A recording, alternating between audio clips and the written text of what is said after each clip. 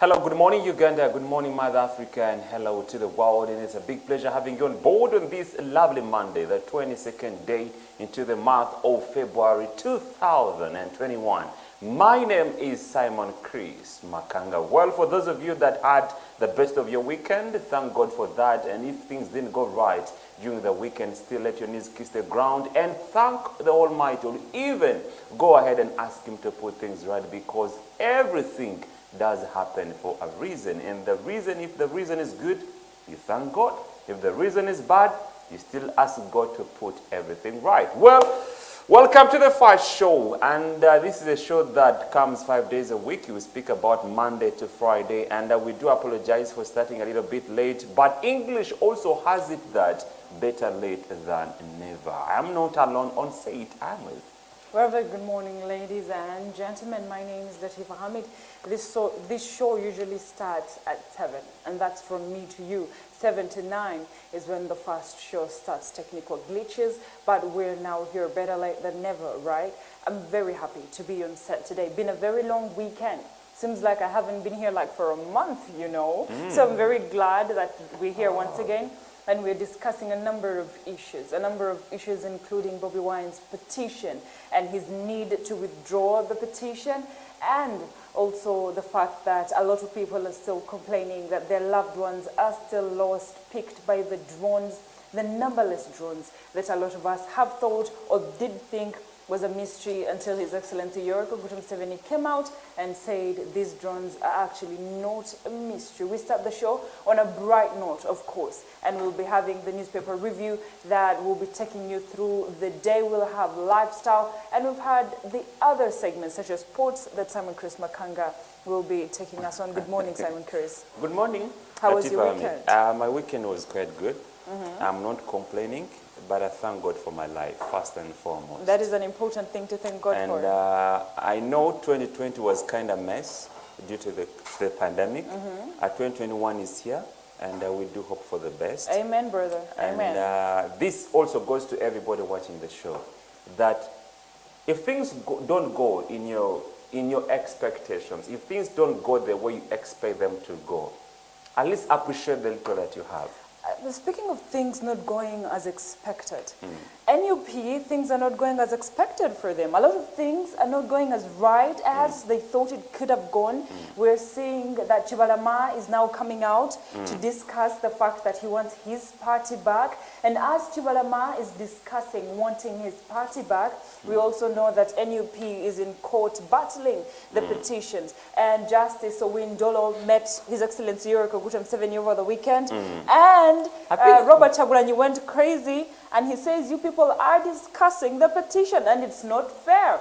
But Justice Owindolo says, no, we're not discussing the petition. However, we went to swear in new judges. What is the line? Actually, to me, that is one of the big stories making rounds in Uganda. Definitely. Because there are quite a number of allegations in regards to that. NUP side, they're saying that the Chief Justice met the President secretly. Yeah. And the other side, they're saying they'd gone to inauguration of a new justice. Yes, and then the other judges. time during the Lumu Day. To them, those are the only 2 times they've met with the president. But I think it's a bit tricky because the president of Uganda still remains the president and the fountain of honor. And other people are saying that the Chief Justice is employed by the president. So the Chief Justice also came out and said that he's angry about the allegations coming from the other side. So everyone is asking themselves, we have only, I think this Thursday, there's going to be another hearing. But him being angry, doesn't that again put him at a prejudiced position to judge this case? A little bit. Because once he already has emotions over the allegations that NUP is putting up, is he going to fairly judge this case? That We'll is wait a and fundamental see question what that everybody's happens on March asking. 18th. 2021. Now coming into what is happening in your daily, it's the same story. We see Chagulanyi witness signatures disputed. So Chagulanyi had a few signatures that he sent to the courts on his witnesses, or the signatures that his witnesses put up, and the signatures have been disputed. Now, these are some things that Chagulanyi says are the reason that he was skeptic about taking the case to the court in the first place, but he decided, you know what, let's trust the system, but now he's re-questioning this system. Now we also see the top Chinese officials meet Museveni. And of course the headlines are they're meeting Museveni over our failure to pay debts, and they're coming to discuss how do we deal with Uganda's failure I think to I've pay debts. always talked about that thing, that China is something that Africa needs to worry about, because China may have a plan how they're going to relate with Africa in the next 50 plus years, but the question is, are African countries ready, or have they drawn a plan on how they are going to relate with Africa? I mean with Chinese. When you look at, there's no African country, even the youngest African country in the continent Africa, which is South Sudan, has already Exim Bank. There's no African country which doesn't have Exim Bank. And all African governments get any amount from Exim Bank. Like I told you, Latifa, there's need to worry about China. Recently, Kenya got a loan to build their standard gauge railway. They almost lost the Mombasa port. When you go to Zambia, they lost Kaunda International Airport. It was leased to China after failing to pay loan. Well, you can't for really 96 years. Well, you can't really say lost. 96 is long, but they leased it out. So they're going to use it until they get for their 96 money back, years. and then they'll lease. almost a century. Well, here we go. Uganda is on the same table that Chris is talking about. We're eating on the same table with the Chinese. Like I said, here's my solution. Let's take our students to learn China and then send them to infiltrate China so that they can also be as many as these Chinese are in our country, so we can also fill As a China Pan-Africanist, as we learn how to covered do the story work. Yes. in 2019 when they launched Chinese language onto the Ugandan syllabus Yes, or curriculum. I remember. You remember that? Yes. So I was very passionate, like, okay, where is this leading us? As we have quite a number of foreign languages, have we looked back? What have we gained from the foreign languages So you think besides it's not, English? You think it's not important for our students to learn Chinese? We have quite a number of languages, African languages, our native languages. You are forgetting that this continent is becoming a market, an integrated market of different countries. It's no longer a regional market, it's a worldwide market. And once you start a worldwide market, you need to know how to relate. Here's the thing. Let's come back from what are we producing. It's not about that. Simon Chris, when you're dealing with a world that we are that we are in right now, the 21st century, whereby everything is on phone, is everything is on the IT, everything is on the tab. You need to live in a world as if China is your neighbor. And in order to know how to deal with the people in that country, you need to know their language. And are we doing that? Are we relating with them in a right way? We have Chinese in Uganda who are speaking Luganda, and who have kids. I don't mean to be sarcastic, and I don't mean to talk bad about the Chinese. When you want to enter the market of a certain place, the first thing you do is learn their language. And the Chinese are so smart that they have done that. Now, in order for us to do that, because imagine we didn't know English, how are we supposed to relate with countries like the US? Do you know how much Tanzanians are suffering at this moment because in their schools they're learning Kiswahili? Latifa, here's my concern. My concern is not about disputing the language or what, but my concern is, and I asked the same question to the Minister for Investment, Evelyn Anite. I asked her, how do we get Chinese investors into the country and they end up selling similar products on the market with a local trader? I've seen this happen because I'm a passionate Pan-Africanist and a journalist. But I look at how things happen in my country. It hurts me so much to see a Chinese who comes in my country as in the name of an investor, okay, but ends up downtown, ends up in Nakasero, selling a similar product. Here is a Ugandan shop. Here is a Chinese shop. They are selling similar products. But this person came in the name of an investor. In 2000... So it's really so sad. And this person is selling at a cheaper price. He's making more sales compared to a local trader. I thought priorities must be given to a local trader. In 2019, Simon Chris Makanga, there was an episode whereby the government made sure to go downtown and pull those people out. They're doing it illegally, and the government said the moment they find out that there's a Chinese who is doing jobs in Chikuvo meant for Ugandans. They're going to be pulled out and sent out of the country because they're doing it illegally. And that's when I posed that question said to the Minister for Investment, you know what she told me? You should go and ask the Minister for Trade. She's the one in charge of registering the what? Those traders. But they're doing it illegally. That's how one they thing I get know. to downtown is something that needs to be investigated. Away from that, welcome to the first show. In case you have just done that, my name is Simon Chris Makanga. That was just, how do you say it? That's what's up in a layman's language. Now, let's dive into our first price review. And with me, I'm holding one of the dailies, and there are quite a number of stories that are featured. And the headlining story today talks about Bobi Wine. Museveni lines up 238 witnesses. This time round, Mboze Chuse, Murimi Orwangungu. NRM has tabled down 185 affidavits, and then NUP has only 53 witnesses against this court. This is one of the process that is going to get us watching. I told you that, but if you want to read more about that, you can buy one of the dailies. It's one of the headlining story. Apparently, Tiff, how do you have? You only read one and you're asking me what I have. I thought you were going to continue and give us a few things Kasavu from your Kanyama. dailies. Anyways, Kasavu moving Kanyama. forward. So earlier on, we had Chagulanyi witnesses' signature disputed. And then we have, of course, those witnesses, some of the signatures have been disputed. And then government appealed to private school teachers not to go on strike, to continue teaching. And right now, there's no money at the moment, but government promises that something will be done about their arrears. We remember that there was money that was put aside for private teachers, and government said it would help them deal with the effects of COVID-19. We also see that NUP ownership takes a new twist, and that is a story that we will be discussing today in our topic of discussion, and having you being part of the discussion. NUP Chibalama, what's happening? Where's Chibalama going, in court and out of court, is the question that we're asking. Chris.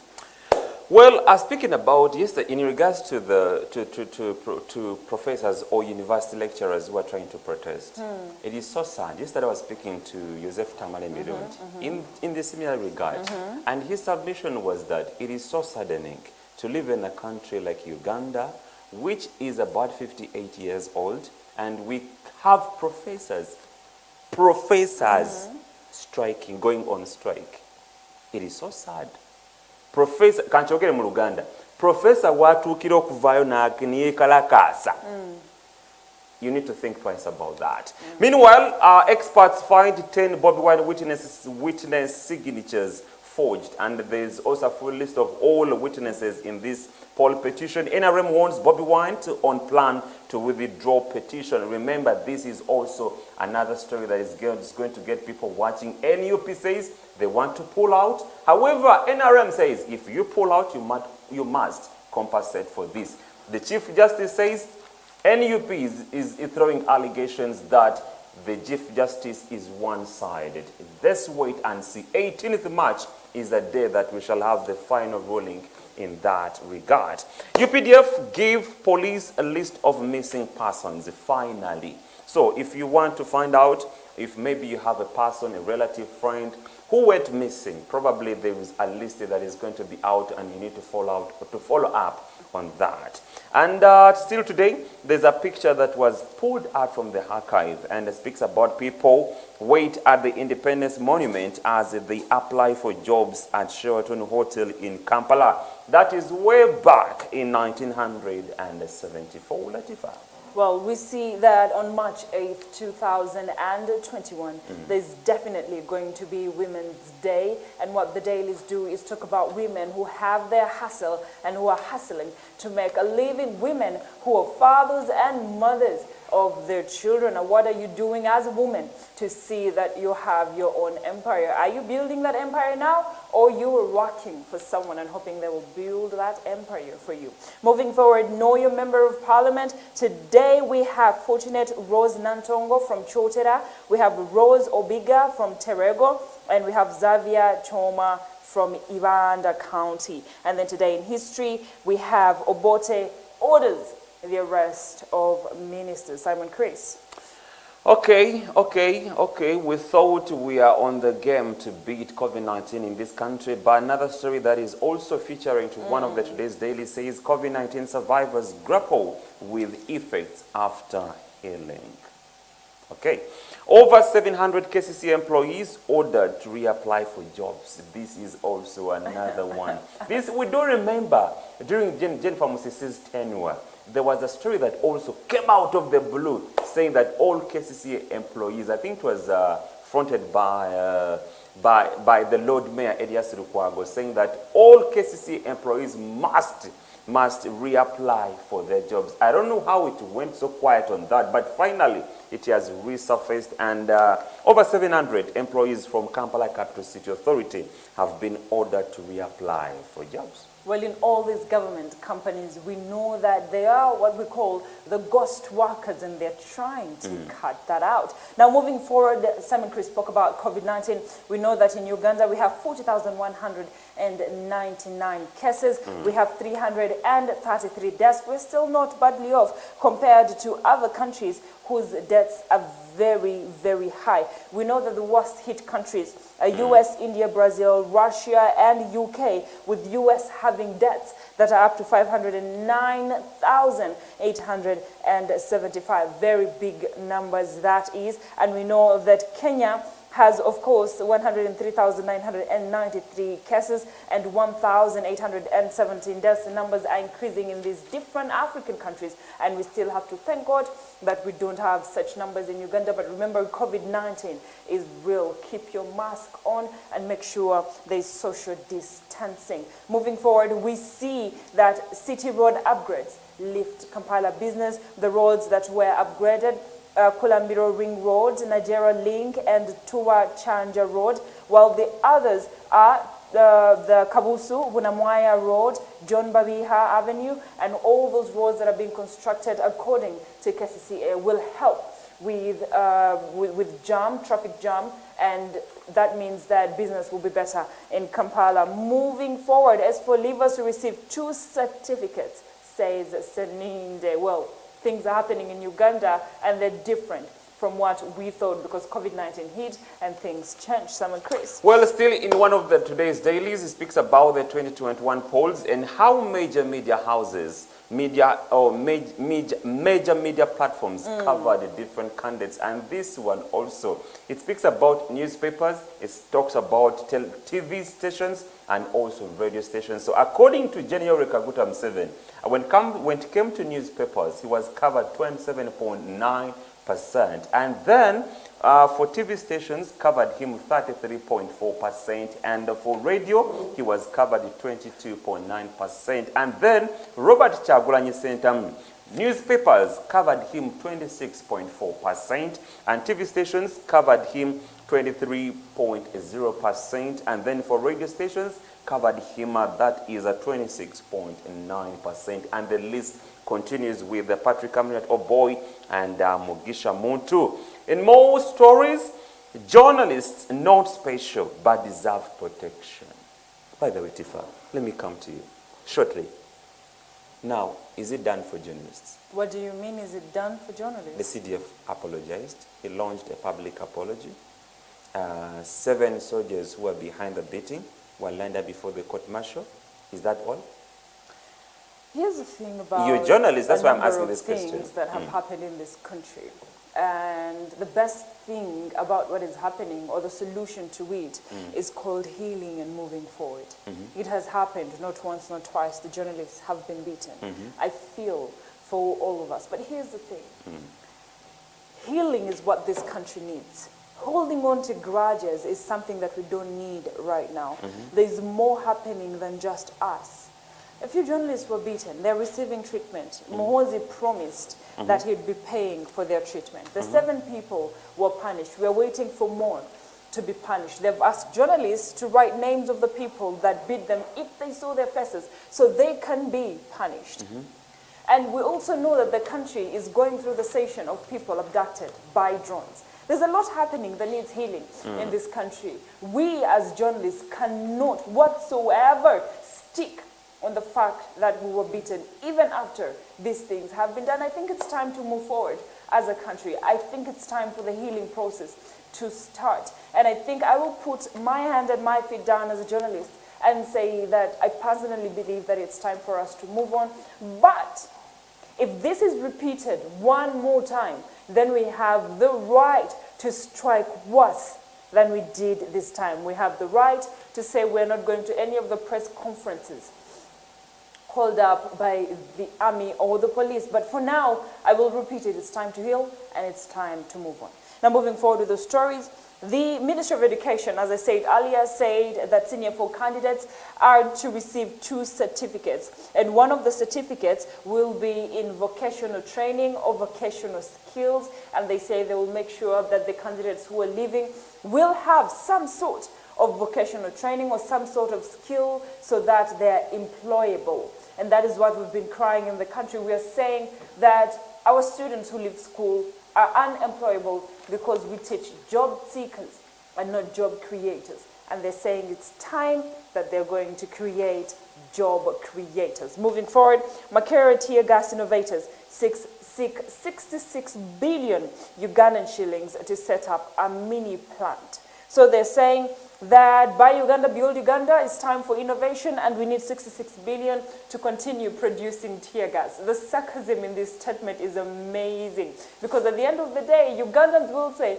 no more tear gas. But here's the thing, we're looking at innovation in the country and innovation comes with money. So 66 billion is what they're asking for. Simon Chris. Well, in sports, Naomi Osaka dominates Brady and Djokovic extends a record. I don't know if I made the right pronunciation of the name, but that was a big victory for Naomi Osaka. And then a silverbacks wait as FUBA count the coast. These are one of the sports stories that are featured in one of the today's dailies. DRC, that is Democratic Republic of Congo volleyball team in for a cancelled event. If you want to read more about that, better just buy yourself a copy of one of the today's dailies and you'll be equipped with what's happening in the world of sports and in the world of current affairs. That is it for me in today's press review. Well, as I, of course, complete my review, I like how you carried it like a baby to the other side. Continuing, of course, with my review, President Xi Jinping sends message to Museveni.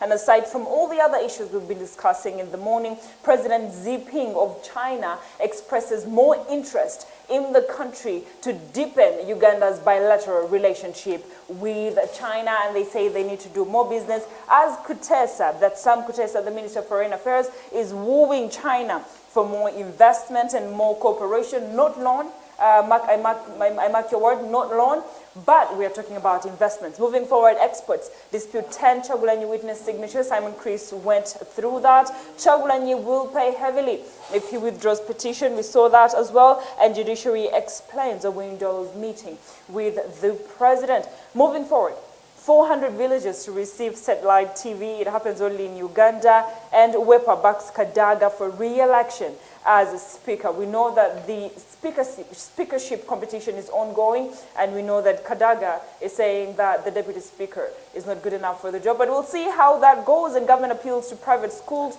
over reopening. Go slowly, go slowly. You spoke about a story of a national concern. And what is that? 40 villages to receive satellite TVs. What happened to the radio stations that costed 650 billion? Government appeals to private schools over reopening. Let's go slowly. Namirembe Cathedral installs new dinner. All this is in the dailies, and you can find it from my right here. I'm coming back to that. Let me just get done with this, Simon Chris. And then we see minority languages face extinction. Simon Chris, this is this is the matter of national importance. Minority languages face extinctions. For me, this is quite important. Information is key. And government seeks 700 billion to restore forests. Simon Chris, this is an interesting one. That is the biggest. This is an interesting one. And then we know that we've been battling with foot and mouth disease in our country, and government seeked also a budget to deal with it, and they're working on it. And to buy a vaccine. Yes, and then we're seeing that the Bugere King, Museveni is mourning the Bugere King who passed away. And you have the healthy and beauty pullout. And of course, in sports, we have FFI reaches out to X International, Mugua. Now, all those stories are in your dailies. All you have to do, there's a pull-out for your students who are going back to school. And, of course, we see that also in sports, home and dry. Hippos prepare for quarter-final battle. We wish them the best of luck in this competition. Zuno Simon Chris, 400? Satellite TVs. Satellite TVs. What happened to the registrations? I know that will also come with a budget. Definitely. And I also do remember stories that made news during the pandemic when Uganda was subjected to a lockdown. The Ministry for ICT had talked about buying, had released a budget, how they're going to do civic education. They talked about billboards, and the members of parliament were like, hey, people are at home. But here, speaking about billboards, who's going to watch the billboards? And that was cancelled down. I remember their budget was about 16.5 billion, and it was cut up to 6 billion. I do remember that. And now, we're speaking about 400 villages to receive satellite TVs. I don't know if you can read a slightly few paragraphs to know where all this is coming from. This is a program from China, really. It's the Chinese president, Xi Jinping, who is saying that he wants to ensure that African countries, 10,000 villages in Uganda, receive or are empowered with satellite TV. They say in 2015, Chinese president attended the Johannesburg summit of the Forum on China-African Cooperation, and he announced that China would help implement satellite TV programs for 10,000 African villages. And you know, for me, the funny part is, I like how China is infiltrating Africa in all angles and in all sections. It's impressive. And that's why I'm saying it is really important for us to learn Chinese as a language. Because see, you're asking, you're saying that Africa... I have quite a number of political eyes. You're saying that China... I usually open them. You're saying that China is planning how they will work with African countries for the next 10 years. How are we planning for it? This is one of the ways we can plan for it. Learn their language. Here's the thing. When you don't learn the Chinese language, you're going to need a translator to talk to President Xi Jinping. And if you don't know Chinese, documents are going to come in the Chinese language, and they will have to translate it for you. And, you know, like I said, if we didn't learn English and all we had was Luganda, how are we supposed to globally communicate? China is becoming one of those superpowers in the world. And for us to relate with them and learn them, you know, if you want to take over something, you've got to study it in the best of your ability. And that's why we go to school, study and learn. And I believe if we did that with China, it would be better for us. Economically, what are we selling to China and what are we buying in China? Okay? That is a question that we need to think out loud. Okay? How are we relating with them is also another thing. I have seen quite a number of construction at least one that constructed the Entebbe Express Highway. We've seen quite a number of roads being constructed by Chinese companies. Yes. And that also beats my understanding as a Pan-Africanist and as a journalist. We have students who have graduated from Makerere, from different universities, engineers, and they are not given these contracts. We have Ugandan companies, and they are not given these tenders. My tears roll down as a Ugandan, as a Pan-Africanist. I thought we would consider our own rather than considering... Anyway, let's not go there. You know what I think, Simon Chris? Here's what I think. If the government had a plan for their people and say every investor that comes into the country must train 10 African people in the way of doing their work, then it would be better. Because the Chinese will come, they'll put a machine, and they say the only person who can operate this machine is a Chinese, and there's nothing we can do, because truth is, we don't know how to operate it. But this is why I'm thinking the government could or would protect their citizens this way. So Indians come and they're opening a business, a factory, a mattress factory. The government says, as part of our investment plan in our country, we ask that as you're coming to open this factory, you hire 10 Africans in the top management. Okay, let's say 2 in the top management. And then as we scroll down, the other 10 will fit in, and make sure you train them in managing and running this company, because you don't expect you Indians to keep running the mattress factory in our country forever. We need Ugandan factories to open up. So that's the kind of thing we need to do. Because see, when you're a Ugandan working in an Indian or Chinese factory, you're kept in the laborers section. I know. Only And we have graduates who are working Only there. a few people are in the management. And that means you don't even learn how to do these businesses. All you do is know how to carry the mattress from one store to the other. It is so sad, really so sad. And my argument when I was speaking to the Minister for Investment, I said, do we need investors or we need expatriates? Those are two different people. Yes. An investor and an expatriate. An investor will come in with his money, invest into the country. An expatriate will come and teach you how to do what an investor would be doing in the country, okay? However, when you look at the two, we equally need them. But to me, as a Ugandan who wants to find Ugandan solutions to Ugandan problems, I feel like we need expatriates. Come teach our own, then... I think an investor can be an expatriate, if that's how you were putting it. I'm using your own words. An investor can be an expatriate. An investor comes into the country, puts his money, trains the force, because you cannot keep importing Chinese to come work in your companies because you feel like Ugandans are unable to take up those tasks. I mean, I'm not only blaming the investors. We have Ugandan companies that end up hiring managers who are Indians and who are Chinese, Simon Chris Makanga. So where is the truth in this? Where are we supposed to learn these skills? When Idi Amin chased away Indians back then, we know that the companies were given to Ugandans. But the moment they were given to Ugandans, after a short time, they collapsed. Why? We did not have the idea or how to run these businesses. When we sold the merchandise and the merchandise was over, we didn't know where we were supposed to travel to, how we were supposed to travel, where we were supposed to get this merchandise. And this is where the problem of Africa But is. I think the other problem about us Africans, Ugandans in particular, is a problem of a mindset. Like you last week was speaking about Bobo. It takes only a mindset It's more to than a switch mindset. to switch our mindset from thinking like putting our hands like this, waiting to be given each and everything, waiting to import each and everything. We should change our mindset to finding our own solutions to our own problems. We can do it. If other countries have done it, why can't we do it? We have a country like Singapore. In 1972, Amin used to fund Singapore. But you see where Singapore is apparently. Look at a country like Turkey.